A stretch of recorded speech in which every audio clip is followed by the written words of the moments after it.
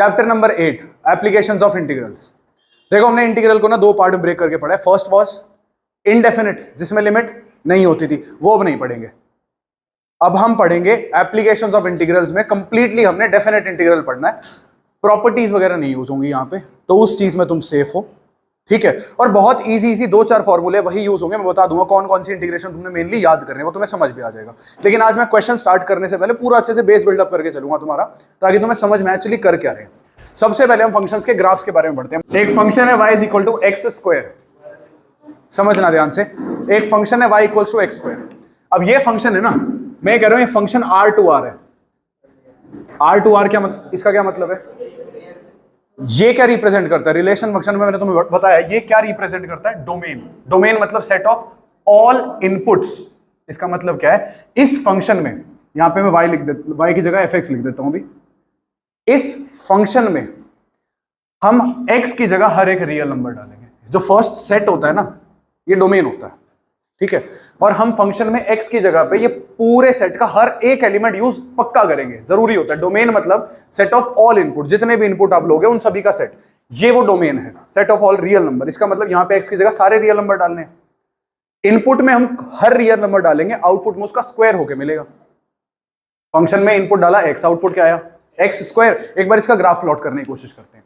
तो इसका ग्राफ कैसा बनेगा देखना ध्यान से, क्योंकि हमने इस पूरे चैप्टर को ग्राफ के बेसिस पे ही समझना है, तो यहां से स्टार्ट करना जरूरी है। एक्स एक्सिस हो गई, वाई एक्सिस हो गई, ये इनपुट 1, आउटपुट। इनपुट 1 मतलब देखो इनपुट होते हैं एक्स एक्सिस पे, मतलब एक्स की वैल्यूज किस पे होंगी? एक्स एक्सिस पे। जो फंक्शन आउटपुट देगा वो किस पे होगा? वाई एक्सिस पे। एक्स की जगह 1 डालो, आउटपुट क्या आएगा? 1 का स्क्वायर। इनपुट 1 तो आउटपुट भी 1, मतलब एक्स कोऑर्डिनेट 1, वाई कोऑर्डिनेट भी 1।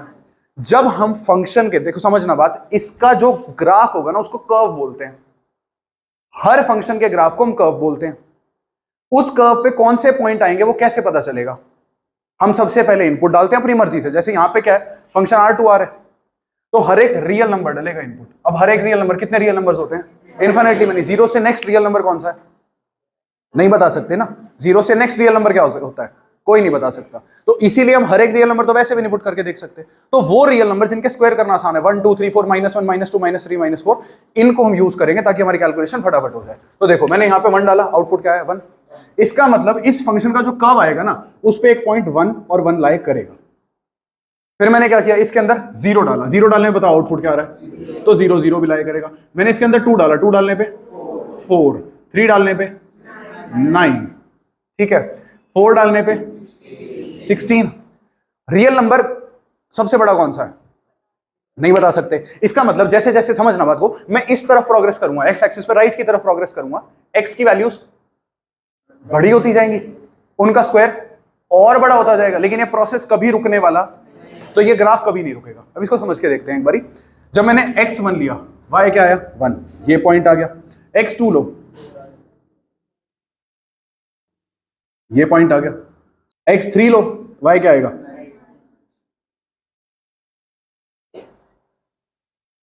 ये पॉइंट आएगा। 1 2 3 लेने का ये मतलब नहीं है कि इनके बीच के नंबर जो है वो इनपुट नहीं है। हर रियल नंबर इनपुट होगा। और ये क्या है? Real number line. बेटा एक्सिस क्या होती है? लाइन होती है ना, रियल नंबर लाइन है। तो इस पे सारे रियल नंबर है और मैं हर एक को इनपुट रखूंगा, तो हर एक के लिए ना कर्व पे कोई पॉइंट मिलेगा। मतलब 0.1 के लिए भी कुछ मिलेगा, 0.2 के, सबके लिए मिलेगा।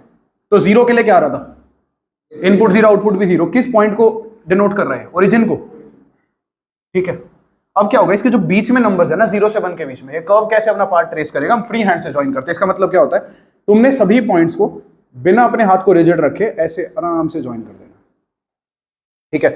Same process. एक बात बताओ, -1 डालना इसमें, -1 का स्क्वायर 1, -2 का स्क्वायर, -3 का स्क्वायर 9। तो ये -1 का स्क्वायर 1, एक्स एक्सिस पे -1, वाई एक्सिस पे 1, -2 का स्क्वायर, -3 का स्क्वायर। तो ये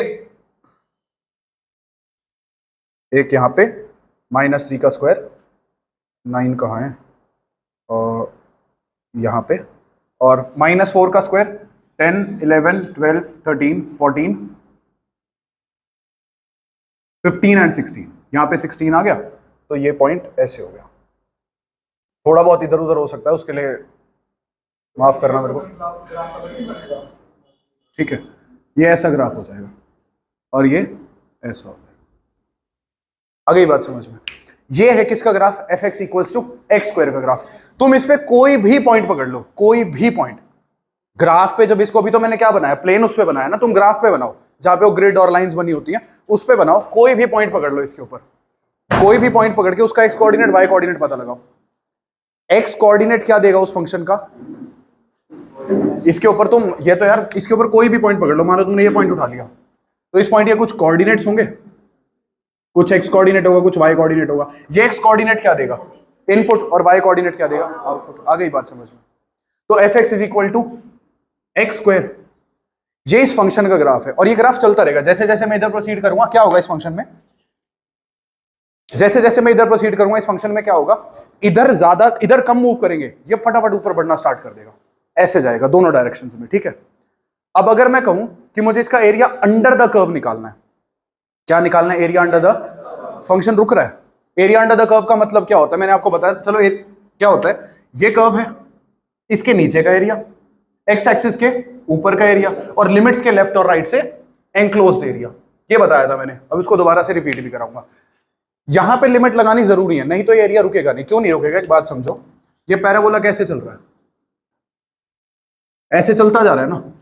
तुम इनपुट सारे रियल नंबर लोगे, ये कभी नहीं रुकेगा, कभी भी नहीं रुकेगा। एक फाइनाइट एरिया निकाल सकते हो? फिर नहीं निकाल सकते, इसलिए लिमिट्स लगाना जरूरी है। इसलिए हम डेफिनेट इंटीग्रेशन पढ़ेंगे कि यहां से यहां तक बस एरिया अंडर द कर्व निकालो।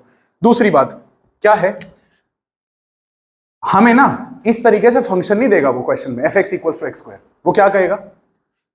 फंक्शन का जो आउटपुट होता है वो एक्स कोऑर्डिनेट होता है, वाई कोऑर्डिनेट होता है। वाई कोऑर्डिनेट मतलब मैं इसको ऐसे लिख सकता हूं, y is equal to x square, y is equal to x square. ये हमने क्लास 11th में पढ़ा हुआ है, पैराबोला की इक्वेशन होती है। अब हर कर्व की ना अपनी इक्वेशन होती है। देखो ये क्या है? कर्व जो कि इस फंक्शन को रिप्रेजेंट कर रहा है, f x equals to x square. मैं फंक्शंस को और इक्वेशंस को बस रिलेट करूंगा अभी, ताकि तुम्हें क्वेश्चन में समझ में आ जाए करना क्या। ये फंक्शन है f x equals to x square, ये इक्वेशन है y is equal to x square. इन दोनों को रिलेट करके चलेंगे। क्या रिलेट करेंगे? मैंने function f x equals to x square से क्या बना दिया? एक ग्राफ बनाया। तुम्हें नहीं पता अभी, चलो पता है तो बहुत अच्छी बात है, पैराबोला। मैंने कहा f x equals to y होता है, क्योंकि वाई कोऑर्डिनेट होता है ना फंक्शन की वैल्यू। एफ एक्स की जो वैल्यू होती है वाई कोऑर्डिनेट मानते हैं, तो इसको वाई मान लो, तो y is equal to x square आ गया। अब यहां पे बैठा हुआ हर एक पॉइंट इस इक्वेशन को सेटिस्फाई करेगा नहीं करेगा? करेगा नहीं करेगा? सोचो एक बारी, अगर तुम यहां से कोई भी पॉइंट उठा लो, any random point of your choice, कोई भी आर्बिट्रेरी पॉइंट यहां पे उठाओ, यहां पे पॉइंट उठा के इसमें एक्स की वैल्यू डालो, उसका स्क्वायर करो, जो वाई मिलेगा ना वो इसी पॉइंट का वाई कोऑर्डिनेट ही होगा। इसका मतलब इस कर्व पे बैठे हुए पॉइंट इसको क्या कर रहे हैं? सेटिस्फाई, पॉइंट सेटिस्फाई कर रहे हैं। इस कर्व पे बैठे हुए पॉइंट्स इसको सेटिस्फाई कर रहे हैं। पॉइंट्स, पॉइंट को डालना इसमें। पॉइंट क्या होता है? ये होता है पॉइंट। पॉइंट इसमें डलेगा, पॉइंट के कोऑर्डिनेट सेटिस्फाई करते हैं। आ गई बात समझ में? इस कर्व के ऊपर क्या है? पॉइंट्स। उनके पॉइंट्स इसको क्या करेंगे? सेटिस्फाई करेंगे। कैसे सेटिस्फाई करेंगे? ये पॉइंट्स निकाले हैं ना तुमने, ये जितने भी पॉइंट्स निकाले इसके ऊपर है ना, कोई भी पॉइंट उठा लो, मान लो ये उठा लिया, ये एक्स की वैल्यू है, -3 डालना इसमें, -3 का स्क्वायर क्या आ रहा है? यही तो वैल्यू आ रही है, हो रही है ना सेटिस्फाई। इसको बोलते हैं इक्वेशन ऑफ कर्व। क्या बोलते हैं? क्या बोलते हैं? Equation of curve. अब ये कर्व कैसे, हमने ये पढ़ा था, ये पैराबोला की इक्वेशन है। किसकी इक्वेशन है? तो क्वेश्चन में पता है कैसे आएगा? क्वेश्चन में ये नहीं कहेगा कि function f x equals to x square है। क्वेश्चन में कहेगा ये पैराबोला है, इसका एरिया अंडर द कर्व निकालो, कहां से लेके कहां तक? 0 से लेके 4 तक। सॉरी, एरिया सही कह रहा है, एरिया अंडर द कर्व निकालो। एरिया अंडर द कर्व, कौन सा curve? y is equal to x square. अब उसने तुम्हें कर्व का नाम भी नहीं बताया, ये बोल दिया एरिया अंडर द कर्व। तो तुम्हें पता होना चाहिए y is equal to x square किसका कर्व होता है? पैराबोला का। किस किस को सारे कर्व्स पता है कौन सा किसका होता है? इलिप्स, पैराबोला, हाइपरबोला यूज नहीं हुआ, चलो छोड़ो। Straight line, circle, parabola, ellipse, ये 4 चीजें यूज होगी। किस किस को पता है ये सारी बातें? 11th में हमने सारा पढ़ा था। पता है इक्वेशंस? बता दो, पता है या नहीं पता? नहीं पता तो बताऊंगा वैसे ही, मैं बस पूछने के लिए पूछ रहा हूं। चलिए, किसकी इक्वेशन है? पैराबोला की। तो तुम्हें पता होना चाहिए पैराबोला है, तो इसलिए आज इस लेक्चर में वो भी बताऊंगा। दूसरी बात करते हैं। अब ये तुम्हें पता लगा y is equal to x square, integrate किसे करोगे? एरिया अंडर द कर्व क्या होता है? एरिया, समझना बात को ध्यान से, एरिया अंडर द कर्व क्या होता है? फंक्शन का इंटीग्रेशन करते हैं।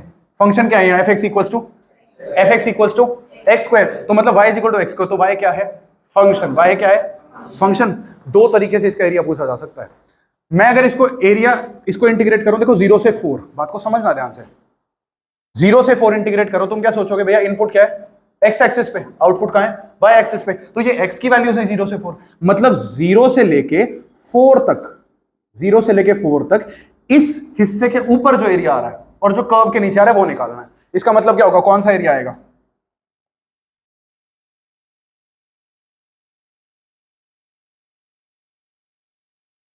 ये वाला एरिया आएगा। आई बात समझ में या नहीं आई, ठीक है ना, ये वाला एरिया आएगा। क्या क्यों आएगा ये वाला एरिया, मैंने किसको इंटीग्रेट किया, इस फंक्शन को, फंक्शन का कर्व ये है जो हमने बनाना है, 0 से 4 तक इंटीग्रेट किया, तो x की वैल्यू 0, x की वैल्यू 4। क्वेश्चन में सिर्फ ये नहीं पूछेगा, क्वेश्चन में ये भी पूछ सकता है, ये एरिया निकालो, मान लो उसने ये पूछ लिया, ये एरिया निकालो, ये वाला एरिया। तो इस एरिया के लिए मेरी बात ध्यान से समझना, ये जो एरिया किसके साथ, ये दो तरीके से निकल सकता है, ये एरिया किसके साथ टच हो रहा है, वाई एक्सिस के साथ, एक्स एक्सिस के साथ। तो यहां पे ना इस फंक्शन के साथ थोड़े चेंजेस करने पड़ेंगे, वो बताऊंगा मैं क्या चेंजेस करने पड़ेंगे। चैप्टर सिंपल है, अगर आज का लेक्चर समझ में आ गया तो सबसे पहले हम कर्व्स के बारे में पढ़ लेते हैं। तुम्हें ये समझ में आ गया कि देखो function f x equal to x square, उसके ग्राफ में, और ये है इक्वेशन, किस कर्व की इक्वेशन, इसी कर्व की, इस इक्वेशन में और इसमें क्या कोरिलेशन है, समझ गए। y is equal to x square parabola है, हम y को क्या मानेंगे, फंक्शन का आउटपुट, x को क्या मानेंगे, फंक्शन का इनपुट। इंटीग्रेट किसको करते हैं, फंक्शन को, फंक्शन यानी कि fx को इंटीग्रेट। जब हम इंटीग्रेट करते हैं तो किसको इंटीग्रेट करते हैं, फंक्शन को। फंक्शन क्या है, एक्स स्क्वायर, तो हम यहां पे एक्स स्क्वायर को इंटीग्रेट करेंगे। एक्स स्क्वायर का integral x cube by 3, limits क्या है 0 और 4, 1/3 बाहर आ गया, 4 cube minus 0 cube, what is 4 cube, 64/3 square units. ये एरिया 64/3 स्क्वायर यूनिट्स है, ये वाला, ये एरिया। बस ये करना है, लेकिन ये पहचानना जरूरी है। तो क्वेश्चन स्टार्ट करते हैं। क्वेश्चन स्टार्ट करने से पहले एक बार सारी इक्वेशंस के बारे में पढ़ लेते हैं, कौन से कर्व की कौन सी इक्वेशन होती है। पहले स्ट्रेट लाइन के बारे में पढ़ लेते हैं। लाइन की इक्वेशन कैसी होती है, जैसे ही देखो लाइन की इक्वेशन कैसी होती है, एक्स एक्सिस, ये एक्स एक्सिस और ये वाई एक्सिस। मैंने एक लाइन बना दी ऐसे, एक लाइन बना दी, लाइन भी कर्व होती है, ठीक है। कर्व का मतलब यहां पे वो नहीं होता, ये लाइन भी कर्व है।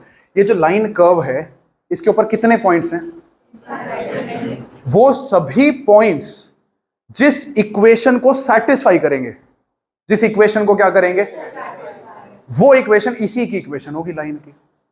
लाइन के ऊपर बैठा हुआ हर एक पॉइंट जिस एक इक्वेशन को सेटिस्फाई कर रहा होगा वो किसकी इक्वेशन होगी, इसी लाइन, पूरी लाइन की एक इक्वेशन होगी। सही बोला गलत बोला, लाइन के ऊपर बैठे हुए सारे पॉइंट्स जिस इक्वेशन को सेटिस्फाई करेंगे, सही बोला गलत बोला, कोऑर्डिनेट्स, इस बात को दिमाग में रखो, पॉइंट नहीं सेटिस्फाई करेगा, पॉइंट्स के कोऑर्डिनेट्स करेंगे इक्वेशन को सेटिस्फाई।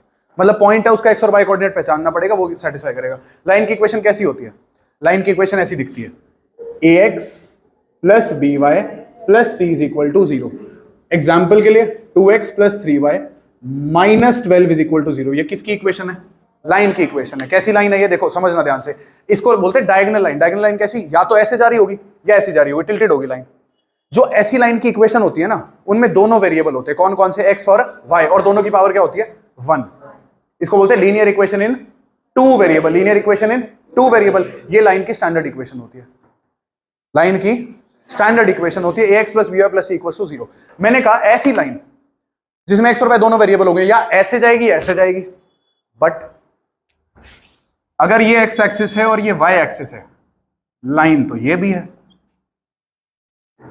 लाइन तो ये भी है या नहीं है, तो इसकी इक्वेशन कैसी होगी, इसकी इक्वेशन कैसी होगी, देखो इसकी इक्वेशन में ना ये लाइन है वर्टिकल। कैसी लाइन है, वर्टिकल लाइन ना एक एक्सिस के पैरेलल होती है। कौन सी एक्सिस के पैरेलल है बोलो, ये लाइन कौन सी एक्सिस के पैरेलल है, y। इसकी इक्वेशन में ना एक ही वेरिएबल होगा, दोनों नहीं होंगे, और वो वेरिएबल कौन सा होगा, किसके पैरेलल है, तो कट किसको करेगी, देखो y एक्सिस है, एक लाइन अगर इसके पैरेलल है तो किसको कट करेगी, x को, तो इसमें x वेरिएबल होगा जिसको कट कर रही है, y वेरिएबल नहीं होगा। तो इसकी इक्वेशन होगी सिर्फ x is equal to something, और वो समथिंग क्या होगा, मान लो ये नंबर 1, ये नंबर 2, ये नंबर 3, ये नंबर क्या है 3 है, तो ये 3 को बोलते हैं, समझना बात को ध्यान से, 3 को बोलेंगे लाइन का x इंटरसेप्ट। इस 3 को इस लाइन का क्या बोलेंगे, इंटरसेप्ट किसके होते हैं, हर कर्व के इंटरसेप्ट होते हैं, और हर कर्व के 2 इंटरसेप्ट होते हैं। हर कर्व के कितने इंटरसेप्ट होते हैं, फर्स्ट एक्स और सेकंड वाई। एक्स इंटरसेप्ट का मतलब होता है वो लाइन या कोई भी कर्व एक्स एक्सिस को किस नंबर पे कट कर रहा है। यहां इस लाइन भी कर्व है, इसने 3 पे कट किया है, 3 एक्स इंटरसेप्ट है उस लाइन का। क्या ये वाई को कट करेगा? नहीं कट करेगा, तो इसका वाई इंटरसेप्ट नॉट डिफाइंड है, डिफाइंड नहीं है। इसका यहां पे मान लो ये नंबर 2 है और ये नंबर 3 है, तो इसका एक्स इंटरसेप्ट वाई इंटरसेप्ट गधे हो गया। हाँ बहुत बढ़िया, -3 वाले बहुत समझदार हैं। दिख नहीं रहा तुम्हें यहाँ पे नेगेटिव नंबर होगा, एक्स इंटरसेप्ट 2 वाई इंटरसेप्ट -3, इसके दोनों इंटरसेप्ट्स हैं, इसमें दोनों आएंगे एक्स और वाई। ये कैसी लाइन है? Vertical horizontal?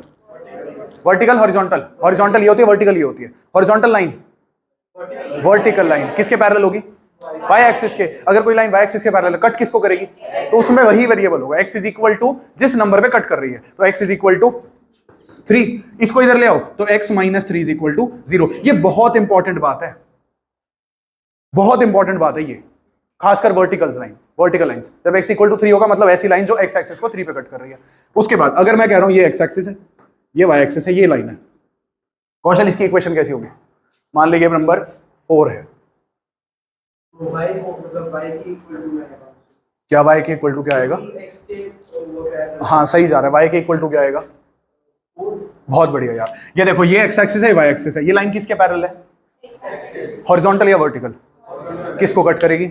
y को कट करेगी, तो इसकी इक्वेशन में y इज इक्वल टू जो भी y एक्सिस पे कट कर रही है, जिस नंबर y इंटरसेप्ट। तो ये लाइंस होती हैं, ये भी लाइंस होती हैं, ये भी लाइन है, ये लाइन की इक्वेशन होती है। जब x इज इक्वल टू तो x एक्सिस को कट करेगी मतलब vertical, y is equal to तो हॉरिजॉन्टल। समझ गए? तो ये लाइन की इक्वेशन हो गई, मैंने एग्जांपल लिख दिया। वर्टिकल लाइंस की इक्वेशन होती है x is equal to a, जहां पे a इज x इंटरसेप्ट। ठीक है, वर्टिकल लाइन मतलब पैरेलल टू y एक्सिस, बिल्कुल ठीक बात है। उसके बाद बात करते हैं हॉरिजॉन्टल लाइंस की।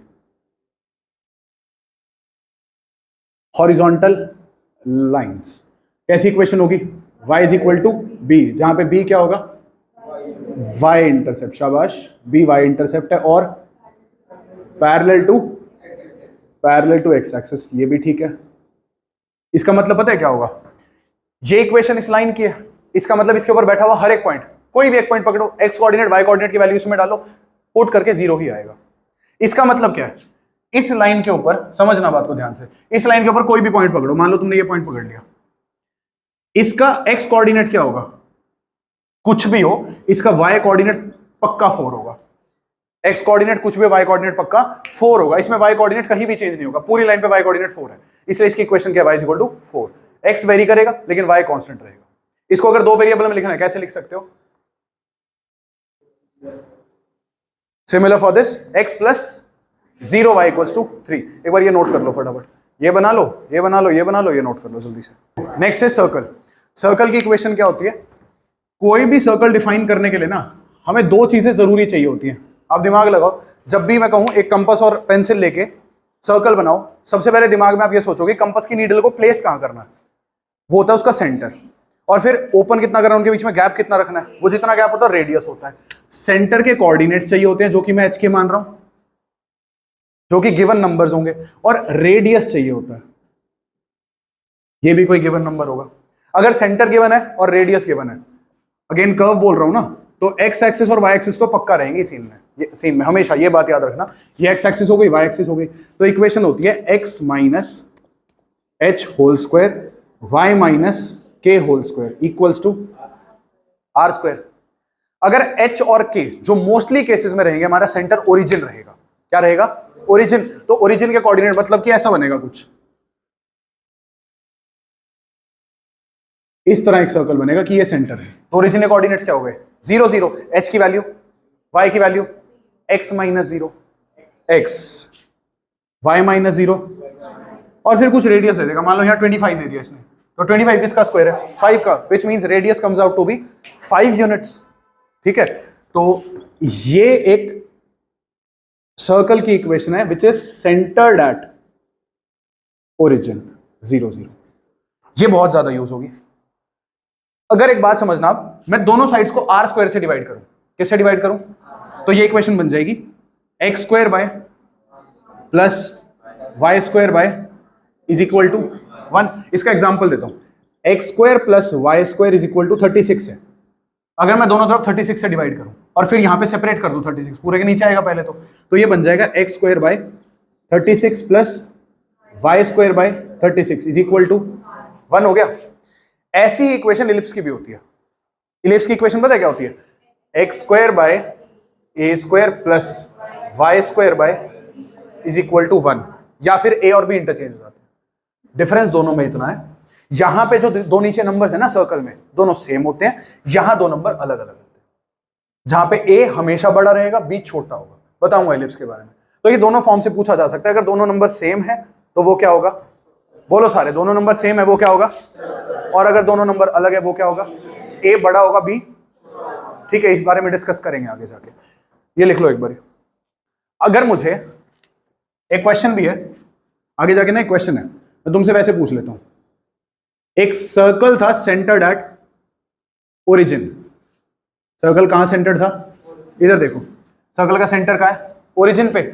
मैंने सर्कल में से ना एक क्वाड्रेंट ले लिया। क्वाड्रेंट होता है सर्कल का 1/4 पोर्शन, ठीक है, ये ले लिया। इसका एरिया निकालना है, ये एरिया निकालना है। ये क्वेश्चन है बड़ा, ये एरिया निकालना है। कैसे निकालोगे? सुनो, जब निकालोगे ना, बात समझना ध्यान से। इक्वेशन किसकी थी? सर्कल की। मान लो तुम्हें मैंने कहा सर्कल की इक्वेशन है x square plus y square is equal to 25, ठीक है। ये इक्वेशन इस कर्व की है, लेकिन हम इंटीग्रेशन किसका करते हैं? एओआई पढ़ रहे हैं। इंटीग्रेशन किसका करते हैं? फंक्शंस का। फंक्शन का इंटीग्रल होता है, मतलब इंटीग्रल किसका होता है? एफ एक्स फंक्शन किसका होना चाहिए? एक्स का फंक्शन होना चाहिए। किसको इंटीग्रेट करोगे भाई इसमें? ये दे दिया, किसको इंटीग्रेट करोगे? यहां से पहले y निकालना पड़ेगा। यही मेन काम है, इसलिए मैंने बोला था कि मैं तुम्हें उनके बीच में रिलेशन बताऊंगा, f x is equal to something और y is equal to something के बीच में। ये कर्व की इक्वेशन दे दी, फंक्शन नहीं है ये। इसको फंक्शन में कन्वर्ट करेंगे। कैसे कन्वर्ट करेंगे? y स्क्वायर क्या आएगा? 25 माइनस एक्स स्क्वायर, स्क्वायर उधर जाएगा। बेटे y क्या है? x और y क्या है? इस सर्कल के ऊपर बैठे हुए हर पॉइंट के कोऑर्डिनेट्स, और वो दोनों कभी नेगेटिव और कभी पॉजिटिव होंगे according to the quadrant in which the point lies. अगर मान लो मैं ये पॉइंट ले लूं, इसका x कोऑर्डिनेट कैसा होगा?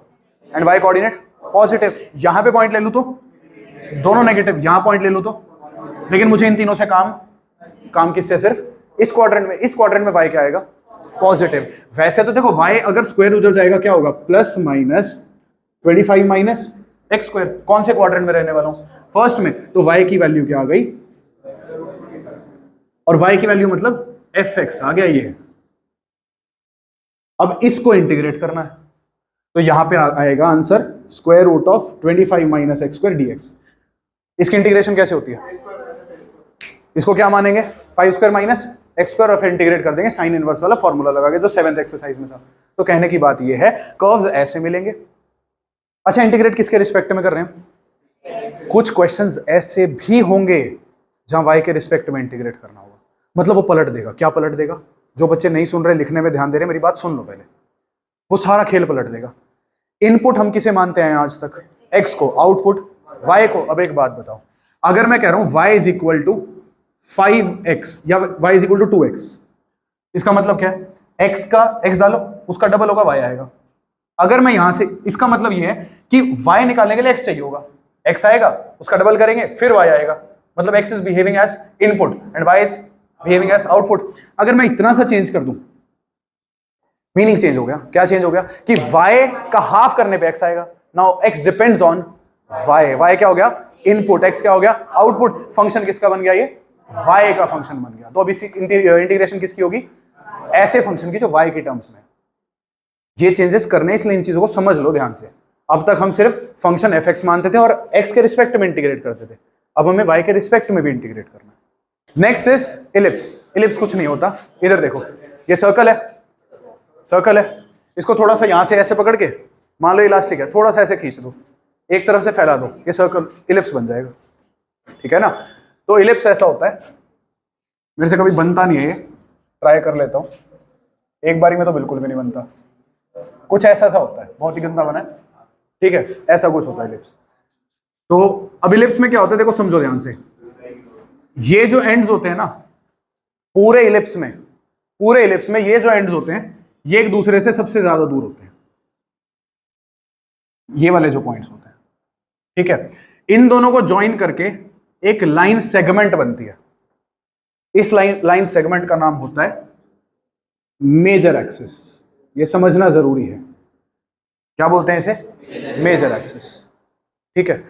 यहां पे जो यहां पॉइंट्स होते हैं, अब देखो मेजर एक्सिस का क्या होगा, एक मिड पॉइंट होगा। मेजर एक्सिस अपने आप में क्या है? एक मेजर एक्सिस अपने आप में क्या है? एक लाइन सेगमेंट, उसका कोई मिड पॉइंट होगा। इस मिड पॉइंट से आप एक वर्टिकल लाइन सेगमेंट और बना दो ऐसे करके, इसको बोल देंगे माइनर एक्सिस। दोनों आपस में क्या होंगे? परपेंडिकुलर होंगे। इसको बोलते हैं इलिप्स का सेंटर। सेंटर से इस एंड तक का जो डिस्टेंस होता है इसको बोलते हैं ए। इधर का डिस्टेंस क्या होता है? इलिप्स की इक्वेशन मैंने क्या बताया था? X square upon a square plus y square upon b square. ये ए और बी होते हैं। सेंटर से मेजर एक्सिस, इनको बोलते हैं इलिप्स की वर्टिसेस। इलिप्स की वर्टिसेस, मेजर एक्सिस से एंड पॉइंट्स का डिस्टेंस ए होता है। सेंटर से, सॉरी, मेजर एक्सिस के एंड पॉइंट्स, सेंटर से माइनर एक्सिस के एंड पॉइंट्स का डिस्टेंस होता है बी। ये डिस्टेंस बी है। अब इलिप्स की इक्वेशन क्या होती है वो समझने के लिए देखो, इलिप्स ज्यादातर हमने दो टाइप के पढ़ने, ये एक्स एक्सिस और ये वाई एक्सिस। एक ऐसा इलिप्स जिसकी मेजर एक्सिस एक्स एक्सिस है, मतलब वो एक्स एक्सिस के ऊपर ऐसे फैला हुआ है, तो वो इलिप्स कैसा बनेगा? ये किस तरफ फैला हुआ है? एक्स एक्सिस की तरफ या वाई एक्सिस की तरफ? तो ये इसकी मेजर एक्सिस हो गई एक्स एक्सिस, और वाई एक्सिस क्या हो गई? Minor axis. इसका मतलब जो ए लेंथ है, देखो ओरिजिन से यहां तक ये ए लेंथ हो गई, ये एक्स एक्सिस पे मेजर करोगे या वाई एक्सिस पे? तो इसकी इक्वेशन होगी, देखो, x square upon plus y square upon equals to, ठीक है। एग्जाम्पल के लिए ऐसी इक्वेशन जहां पे ए हमेशा बी से बड़ा होगा, इसलिए उसको मेजर एक्सिस में मेजर करते हैं, उसकी लेंथ बड़ी होती है। एग्जाम्पल के लिए इस इक्वेशन को ऐसे कंसिडर कर सकते हो आप, x square by 16 plus y square by 9 equals to 0।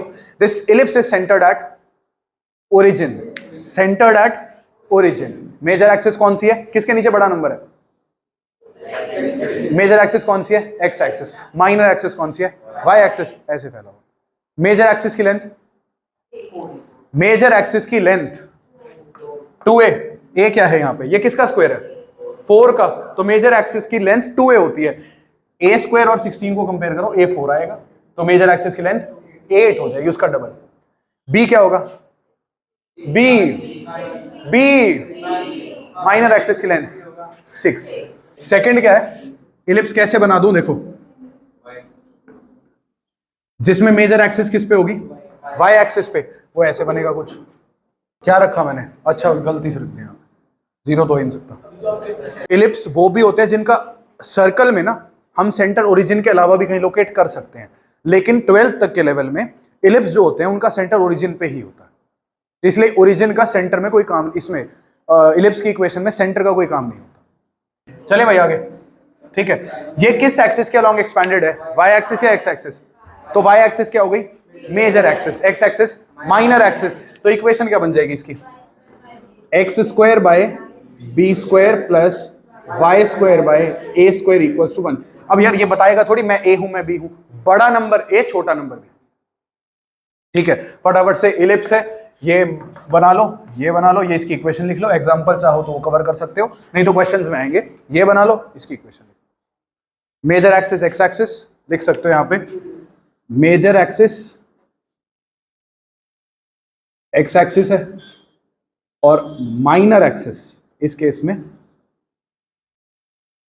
Y axis. एक बात और पूछना चाहता हूं तुमसे, इस इक्वेशन का मतलब क्या है? इस इक्वेशन का मतलब क्या है? हां, इस बात को ना अच्छे से ध्यान रखना।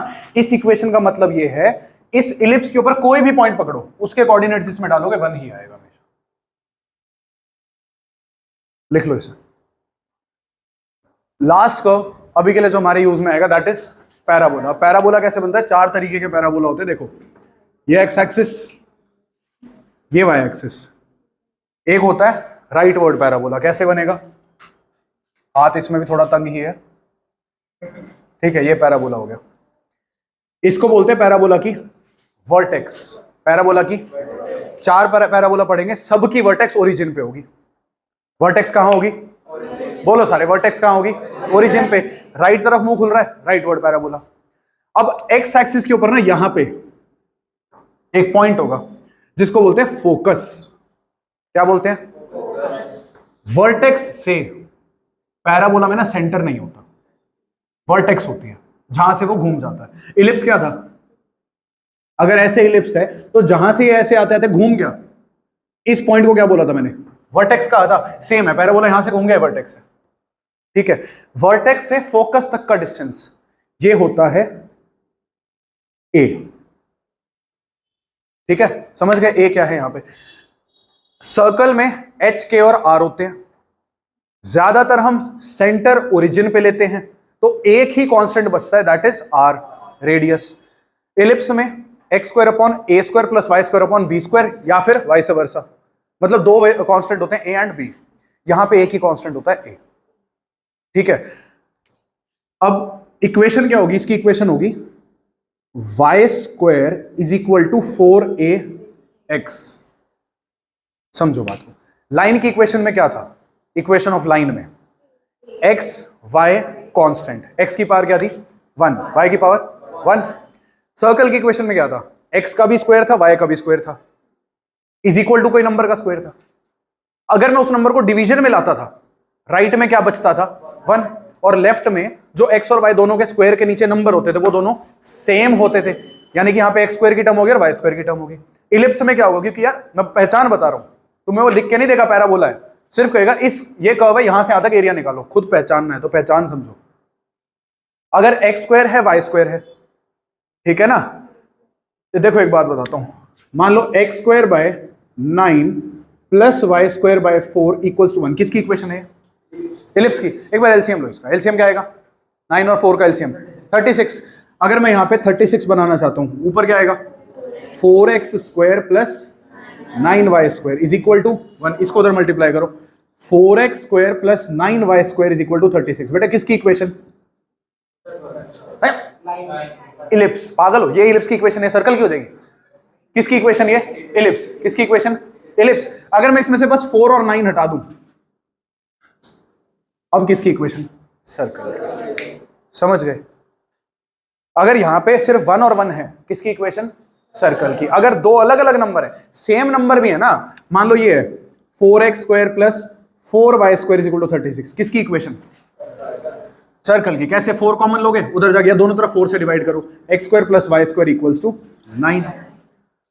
तो अगर देखो इस फॉर्म में इलिप्स और सर्कल सिमिलर होते हैं, थोड़ा ही डिफरेंस होता है बस। इस फॉर्म में है तो दोनों के नीचे अलग अलग नंबर होने चाहिए, तो इलिप्स होगा। सेम है तो सर्कल होगा। इस फॉर्म में तो एक्स स्क्वायर वाई स्क्वायर के साथ अलग अलग नंबर हो तो इलिप्स, सेम नंबर हो तो सर्कल। इतना सही है। उनमें दोनों में क्या आएंगे? स्क्वायर और स्क्वायर आएंगे। पैराबोला में एक्स का स्क्वायर होगा तो वाई का नहीं होगा, वाई का स्क्वायर होगा तो एक्स का नहीं होगा। लाइन में ना एक्स का स्क्वायर होता ना वाई का। पैराबोला इलिप्स और सर्कल में दोनों का होता है, पैराबोला में किसी का भी नहीं होता। सॉरी, एक का होता है, एक का नहीं होता, ठीक है। तो देखो इधर y square is equal to 4ax। x की पावर 1 है ना, तो समझ जाना x एक्सिस की तरफ खुलेगा, इधर या इधर। राइट वर्ड पैराबोला है, लेफ्ट वर्ड पैराबोला कैसे बनेगा? फिर से बनाना पड़ेगा यार, तो एक ना एक बार बेइज्जती होएगी लग रहा है मेरे को, कुछ हांडा वांडा बनेगा मेरे से, ठीक है। Y square is equal to -4ax। पहचान बताऊंगा इसकी, ये तो बस मैं तुम जनरल फॉर्म बता रहा हूं, आ गई बात समझ में? तो यहां पे फोकस होगा। अब इसका डिस्टेंस क्या होगा? इसका डिस्टेंस क्या होगा? a। बेटा डिस्टेंस अभी भी a होगा। फोकस के कोऑर्डिनेट्स क्या हो जाएंगे? देखो अगर ये डिस्टेंस a है, a कोई पॉजिटिव नंबर है, एक ऐसा नंबर है पॉजिटिव, मान लो ये 4 है, तो ये पॉइंट कौन सी एक्सिस पे? x एक्सिस पे। कोई पॉइंट x एक्सिस पे हो, कौन सा कोऑर्डिनेट 0 होता है? बहुत बढ़िया। कोई पॉइंट x एक्सिस पे y कोऑर्डिनेट 0 होगा, तो इसका y कोऑर्डिनेट 0 और x कोऑर्डिनेट 4। यहां पे a पॉजिटिव नंबर है, मान लो यहां a 4 है, तो ये पॉइंट कौन सी एक्सिस पे है? x एक्सिस पे। y coordinate will surely be 0, लेकिन left side x coordinate will be -4। तो इस पॉइंट के कोऑर्डिनेट क्या आ गए? कोई डाउट? आ गई बात समझ? ठीक है। फोकस के कोऑर्डिनेट समझना जरूरी है, काम आएगा। इसके बाद बात करते हैं फोकस के कोऑर्डिनेट, यहाँ a0 और यहाँ फोकस के कोऑर्डिनेट्स -a,0, क्योंकि फोकस से मुझे एक और बात कनेक्ट करनी है, लैटिस रेक्टम, वो बताऊंगा अभी। ये आ गई इक्वेशन, ठीक है। इसके बाद एक होगा अपवर्ड पैराबोला, वो कुछ कुछ ऐसा होगा। इक्वेशन क्या होगी बता सकता है कोई? x और y में से जिसकी पावर 1 है उसके अलोंग वो ओपन हो रहा होगा, y की पावर 1 है तो ऐसे ओपन होगा, ठीक है। x square equal to 4ay। यहां पे ये क्या है? ओरिजिन पैराबोला की वर्टेक्स है ये। यहां पे क्या होगा? फोकस, कोऑर्डिनेट्स 0a, ठीक है। एक फिर पैराबोला ऐसे ही बन सकता है, डाउनवर्ड पैराबोला ऐसे करके, ठीक है। ये ठीक नहीं बना ना, पता था मेरे को। चलो यहां पे फोकस होगा, क्या होंगे इसके कोऑर्डिनेट? 0 और माइनस है। इसकी इक्वेशन क्या होगी? X square is equal to -4ay। अब मैं तुम्हें एक कर्व दे रहा हूं, ये कर्व, इसका एरिया अंडर द कर्व निकालना है।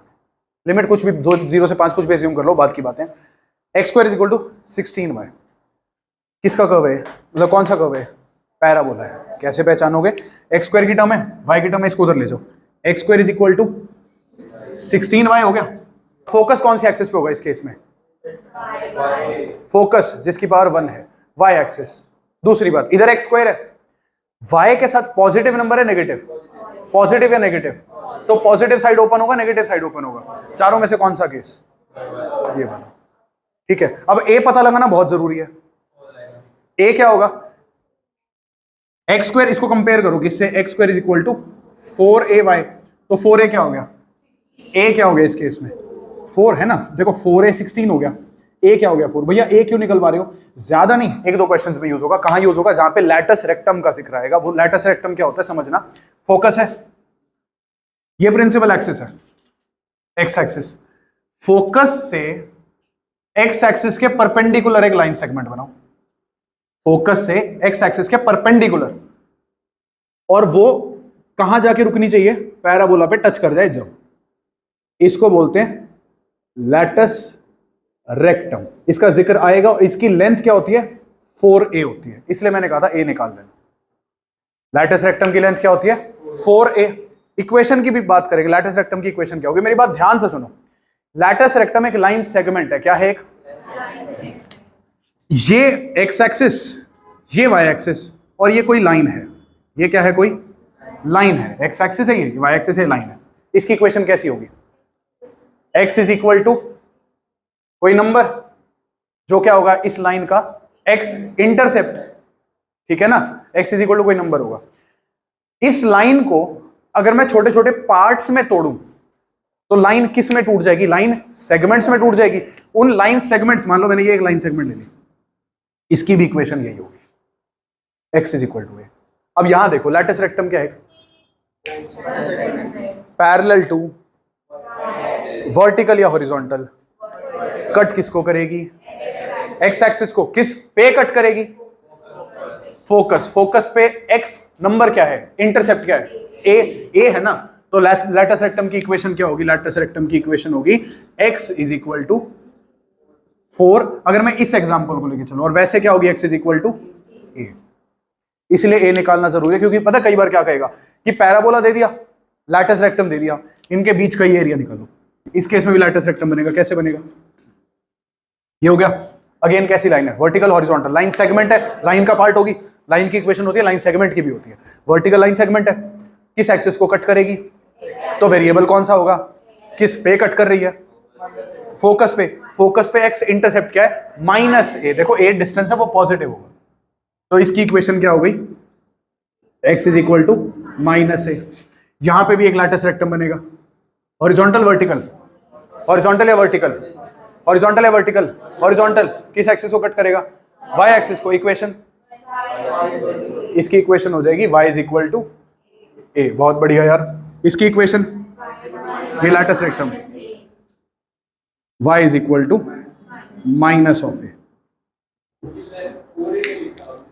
लेंथ है, लैटिस रेक्टम की जो पूरी लेंथ होती है वो 4a के इक्वल होती है। यहां से यहां तक डिस्टेंस 4a होता है, लेकिन इसकी इक्वेशन वो ये होती है। तो यहां पे पैराबोला कंप्लीट होता है। जितना बेसिक चाहिए था आज हम पूरा पढ़ चुके हैं। कल मैं आते ही क्वेश्चन स्टार्ट कराऊंगा, किसी ने कुछ पूछना है तो पूछ लो, एल्स नोट करके जा सकते हो।